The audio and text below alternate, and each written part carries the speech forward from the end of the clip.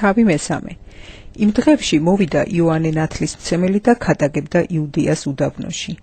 ამბობდა: მოინანიეთ, ვინაიდან მოახლოებულია ცათასასუფეველი. ვინაიდან ეს არის ის, რომლის შესახებაც თქვა ისაია წინასწარმეტყველმა: ხმამ ღაღადებლისა უდაბნოში. განუმზადეთ გზა უფალს, მოასწორეთ მისი ბილიკები. თვითონ იოანეს ემოსა აქლემის ბეწვის სამოსი და წელზე ერტყა ტყავის სარტყელი, ხოლო საზრდოდ ჰქონდა კალია და ველური თაფლი.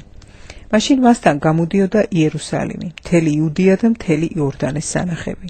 ინათლებოდნენ მისგან იორდანეში და აღიარებდნენ თავიანთ ცოდვებს.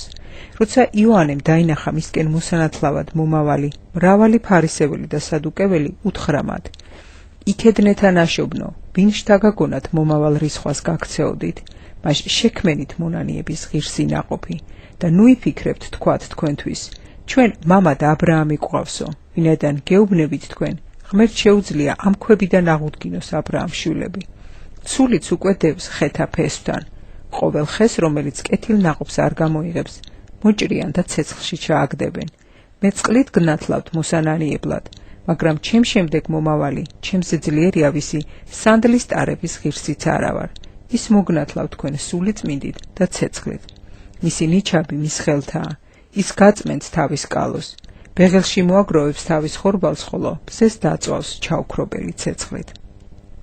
მაშინ გალილეიდან იორდანეს მოვიდა იესო იოანესთან, რათა მის მიერ მონათლულიყო.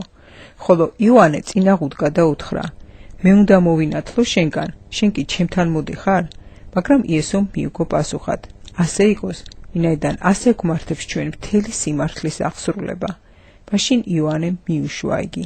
ნათელღებული იესო მაშინვე ამოვიდა წყლიდან და აჰა, გაიხსნენ ცანი და მან იხილა ღვთის სული, კრედივით გარდმომავალი, მასზე რომ ეშვებოდა.